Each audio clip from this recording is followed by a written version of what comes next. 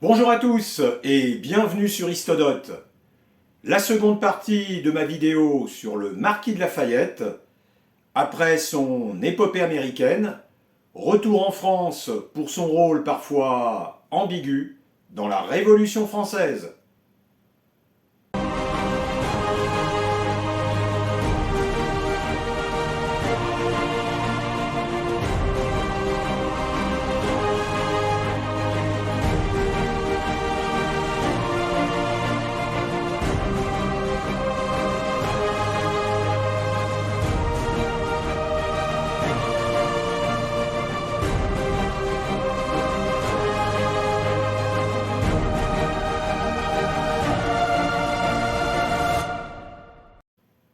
À son retour en France, Gilbert peut savourer son triomphe et sa popularité.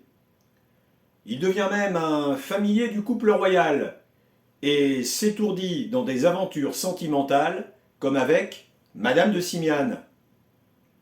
Adrienne garde pour elle sa rancœur de femme bafouée et les Lafayette continuent de donner l'image d'un couple uni au point d'avoir un nouvel enfant prénommé Virginie.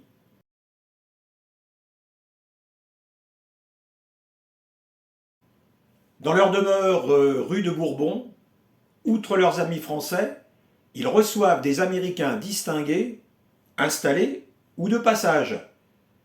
Parmi ceux-ci, on trouve bien sûr Benjamin Franklin, le philosophe Thomas Paine, qui deviendra député de l'Assemblée nationale, et deux futurs présidents américains. Non, pas lui. John Adams et Thomas Jefferson. Gilbert, qui a conservé son uniforme américain, continue d'œuvrer pour la jeune République. Il fait accepter au roi d'Espagne l'ouverture d'une mission diplomatique à Madrid et obtient que les États-Unis disposent d'une franchise douanière dans 5 ports français.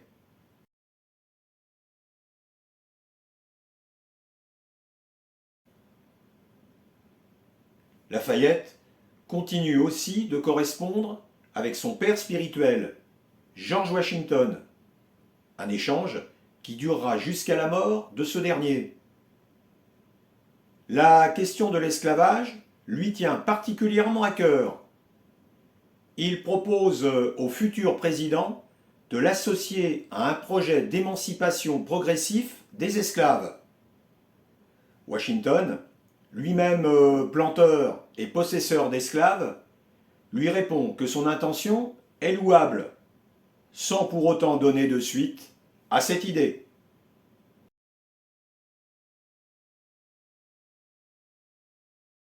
Il prend alors la décision d'acheter une plantation de clous de girofle et de cannelle en Guyane pour faire la démonstration de l'émancipation progressive d'environ 70 esclaves noirs africains. Ils ou elles étaient payés pour leur labeur, scolarisés et, comble de l'égalité, punis avec la même rigueur que les employés blancs. Une méthode plus douce que l'esclavage traditionnel, censé donner de meilleurs résultats en termes de productivité et de natalité. Ce combat contre l'esclavage, il le mènera jusqu'à ses derniers jours en tant que membre fondateur de la Société des Amis des Noirs.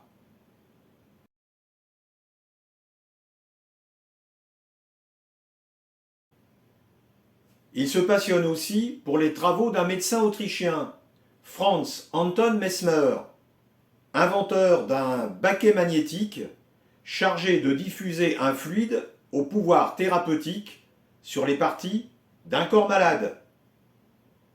Très en vogue auprès de la bourgeoisie et à la cour, il est cependant vite considéré comme un charlatan auprès de la communauté scientifique.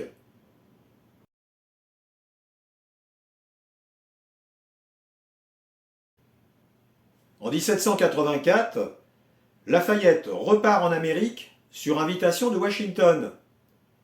Il fait le tour des provinces sur les lieux de ses exploits. Accueilli partout avec chaleur, de grands banquets lui sont offerts, comme à Philadelphie, Baltimore ou Boston. Et il séjourne même un temps chez Washington, à Mount Vernon.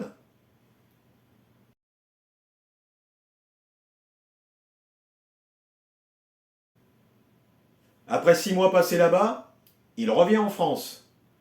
Pas pour longtemps. Véritable globe-trotter, il est invité par Frédéric II de Prusse, qui s'est fait un malin plaisir d'inviter aussi Lord Cornwallis et de confronter les deux anciens ennemis au cours d'un repas. En 1786, il est reçu à Vienne par François II, le frère de Marie-Antoinette.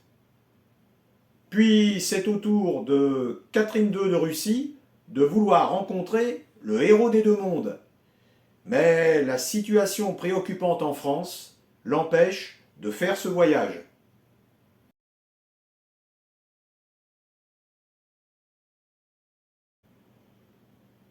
En effet, depuis une dizaine d'années, la France est en crise. Les caisses de l'État sont désespérément vides. Le roi tente d'imposer des réformes pour y remédier. Mais il fait face aux privilégiés, parlementaires et membres de la noblesse et du clergé, qui refusent l'effort fiscal et d'abandonner leurs acquis. C'est le peuple qui supporte seul tout le poids de l'impôt. Une population qui vit principalement des ressources de la terre et qui subit en cette fin de décennie des conditions climatiques exceptionnelles. Les récoltes sont mauvaises, ce qui entraîne une hausse des prix sur les produits de première nécessité. De plus, l'aide coûteuse aux Américains a fini de plomber les finances du royaume.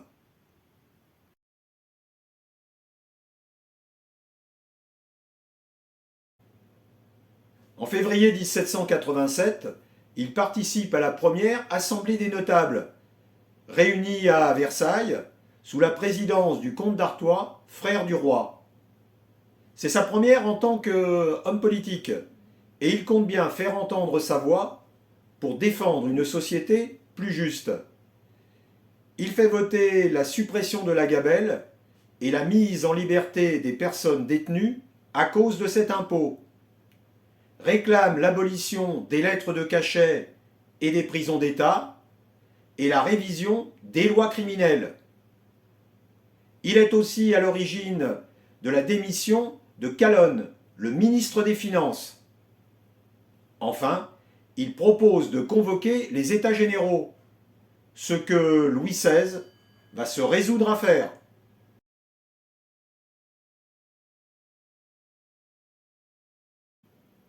Le 5 mai 1789, le roi ouvre la séance à Versailles. Mais déçus par son discours, les députés du tiers-État, en majorité dans l'Assemblée, décident de faire sécession, en se déclarant Assemblée nationale, puis font le serment de donner une constitution à la France. Lafayette, député de la noblesse auvergnate, est un des premiers à la rejoindre. Le 9 juillet, Louis XVI entérine la légitimité de l'Assemblée nationale constituante. Le 11 juillet, Lafayette propose un projet de déclaration des droits de l'homme et du citoyen, sur le modèle de la Déclaration d'indépendance américaine, qui reconnaît l'indépendance et la souveraineté du peuple à se gouverner. Ce projet ne sera pas retenu par l'Assemblée.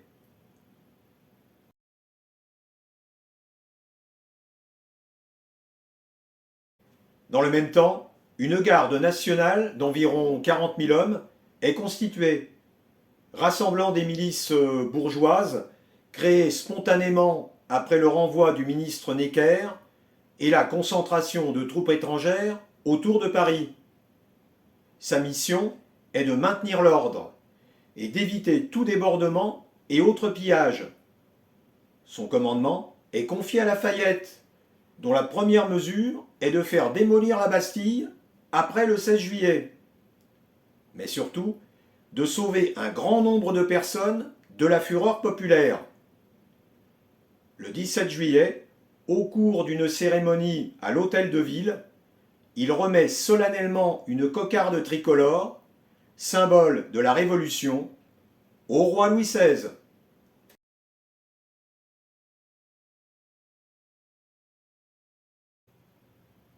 « 5 octobre 1789. Le peuple de Paris est en colère et surtout, il crie famine. Des femmes décident de marcher sur Versailles pour réclamer du pain au roi. Parmi elles, se sont glissés des hommes déguisés en femmes. Une délégation est reçue par Louis XVI, qui les rassure et leur donne à manger. Mais au dehors, les autres manifestants continuent de crier leur colère.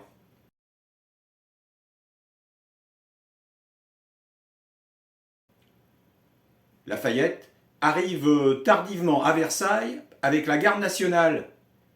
Et comme la situation semble apaisée, il part se coucher. Mais au petit matin du 6 octobre, la foule se rue dans les appartements royaux et massacre des gardes qui tentent de s'interposer. Elle cherche surtout la reine, pour qui l'Autrichienne est la principale responsable de leur malheur. Marie-Antoinette a tout juste le temps de se réfugier dans la chambre du roi.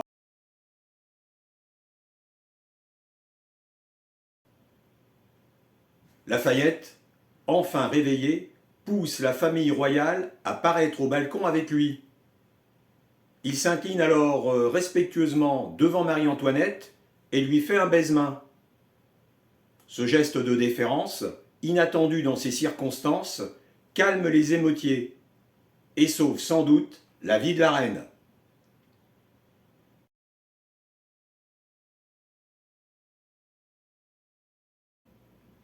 Pourtant, on reproche au général de ne pas avoir anticipé cette intrusion, et comme il dormait, on le surnomme ironiquement le général Morphée. Finalement, la famille royale est contrainte de rentrer dans la capitale. Les Parisiens auront donc sous la main le boulanger, la boulangère et le petit mitron, comme ils les appellent.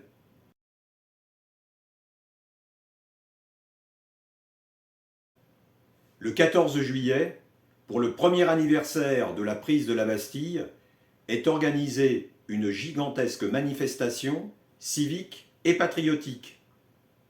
La fête de la Fédération, c'est son nom, a pour but de marquer l'alliance définitive entre le roi, la nation et la Constitution.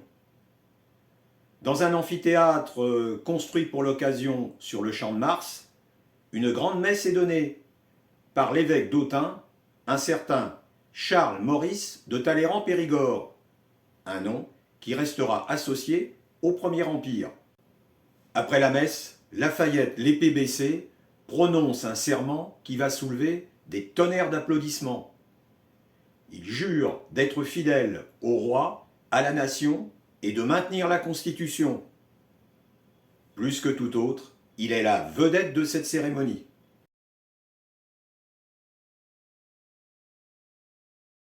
Mais dès 1791, il n'est plus aussi populaire, aussi bien auprès des révolutionnaires radicaux que des royalistes. Il réprime des sans-culottes qui voulaient attaquer le château de Vincennes et oblige un groupe de royalistes, les Chevaliers du Poignard, qui voulaient protéger le roi, à déposer les armes. Mais c'est bien sûr la fuite de Varennes qui va finir de le discréditer. Dans la nuit du 20 au 21 juin, la famille royale s'enfuit de Paris avec l'aide du comte Axel de Fersen. Leur but est de rejoindre le quartier général du marquis de Bouillé, à Montmédy, près de la frontière luxembourgeoise, dont les troupes sont fidèles à sa cause. Il compte aussi demander de l'aide à ses alliés européens et aux immigrés pour renverser le gouvernement révolutionnaire et rétablir la monarchie absolue. Le marquis ne constate leur disparition que le lendemain matin et lance des troupes à leur poursuite. Lui qui était chargé de les surveiller est mis en accusation. Il se défend en affirmant que le roi et sa famille ont dû être enlevés. Finalement, suite à des imprévus et des retards, ils sont reconnus et arrêtés à Varennes.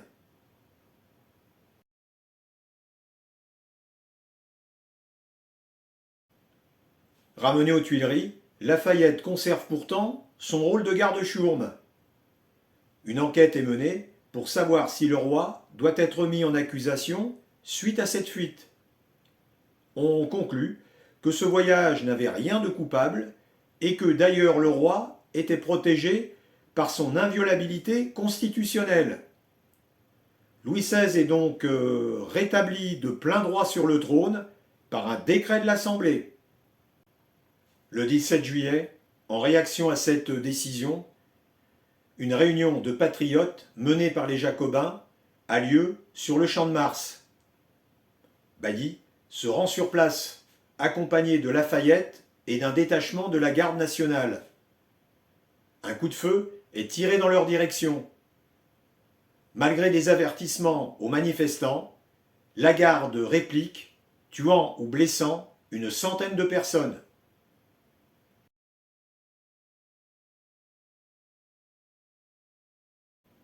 Après ce drame, il est désormais haï à la cour et par les révolutionnaires. Le 8 octobre, il démissionne de son poste de commandant de la garde nationale et se retire sur ses terres à Chavagnac.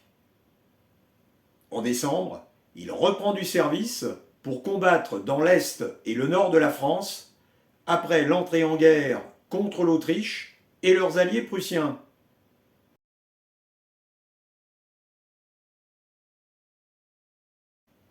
Mais ce qui se passe à Paris le préoccupe encore plus.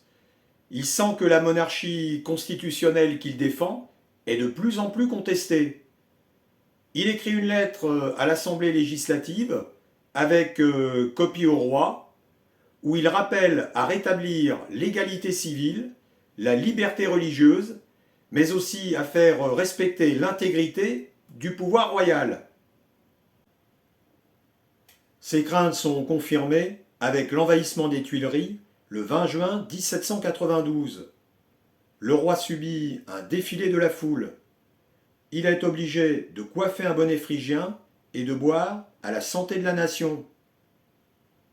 Le 28 juin, Lafayette confirme à la tribune de l'Assemblée ce qu'il a écrit dans sa lettre. Mais pour ses ennemis, il devient l'homme à abattre, même s'il retourne prendre le commandement de l'armée du Nord.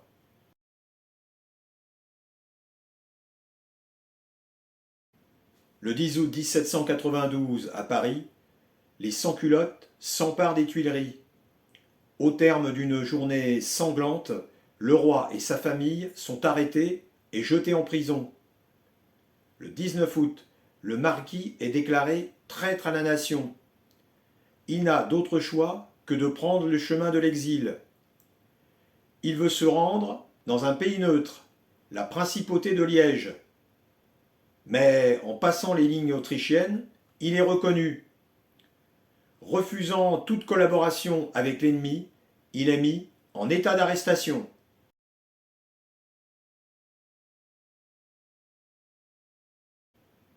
Il va passer 8 ans dans les geôles prussiennes et autrichiennes, dont la forteresse d'Olmütz, dans l'actuelle Moravie. En 1797, il est rejoint par sa femme qui a échappé à la terreur. Il est libéré suite au traité de Campo Formio entre l'Autriche et le général Bonaparte, mais ne peut rentrer en France et s'installe à Utrecht, aux Pays-Bas.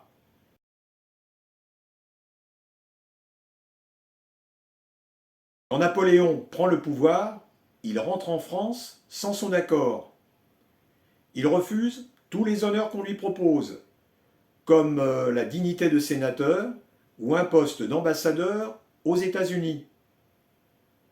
Opposé au passage du consulat à l'Empire, il refuse également la Légion d'honneur.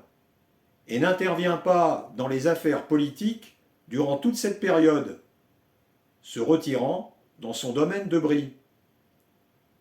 En 1814, il se rallie aux Bourbons et participe aux côtés de Fouché à la déchéance de l'empereur. Même s'il est élu député de Seine-et-Marne pendant les 100 jours, il défend l'abdication de Napoléon et lui propose même de partir aux États-Unis.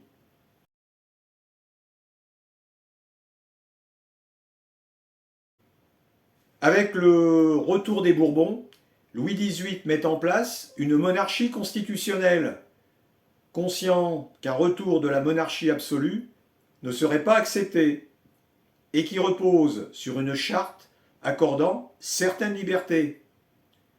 Mais avec l'assassinat du duc de Berry, fils du comte d'Artois, le roi a dû laisser le pouvoir aux ultra-royalistes, qui ne rêvent que de vengeance.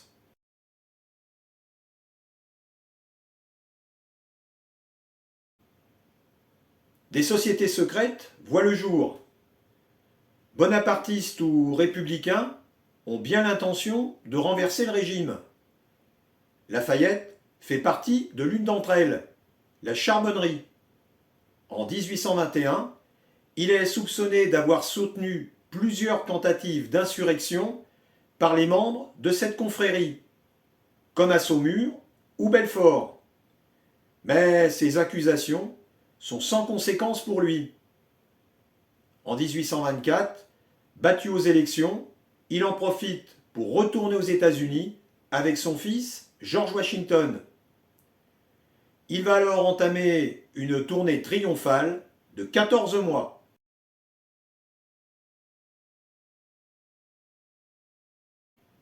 Avec la révolution de juillet 1830 et la chute de Charles X, il retrouve un rôle politique de premier plan, en redevenant commandant de la garde nationale reconstituée.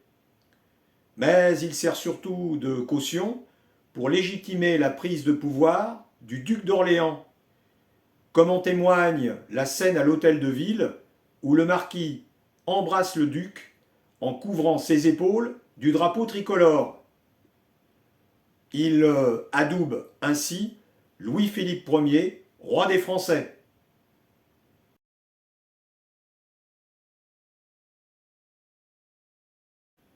On a souvent émis l'idée qu'il aurait pu, grâce à cette révolution, devenir le premier président de la République. Ironie de l'histoire, c'est le neveu d'un empereur qui, le premier, occupera cette fonction. Homme de conviction, souvent indécis et soumis aux événements, il s'éteint à l'âge de 77 ans le 20 mai 1834 des suites d'une pneumonie.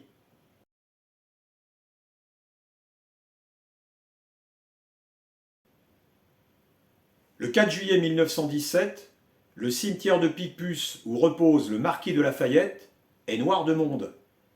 Prenant la parole, le chef de l'état-major américain prononce cette phrase en l'honneur du héros français. Lafayette, nous voilà.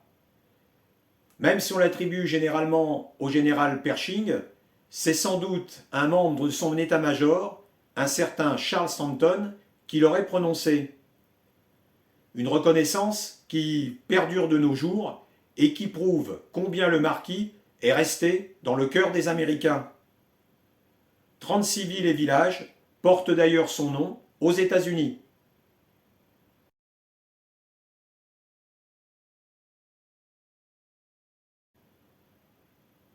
Voilà pour cette histoire du marquis de Lafayette. Merci à vous de m'avoir suivi et avec moi, continuez l'histoire. Salut! Il y a longtemps qu'on vous attend, Monsieur Lafayette. Venez annoncer le jour de la liberté, cette histoire nous fait chanter.